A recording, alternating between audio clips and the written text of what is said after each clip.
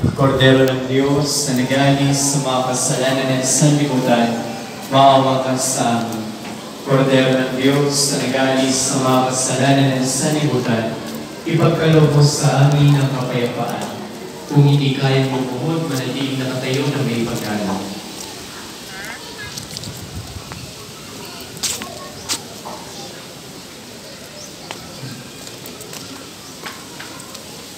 Mga kapatid, ito ang kordero ng Diyos.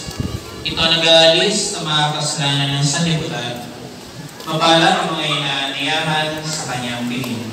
Panginoon, hindi ako karapat-dapat na magpatuloy sa iyo, ngunit sa isang salita mo lamang ay gagaling na ako.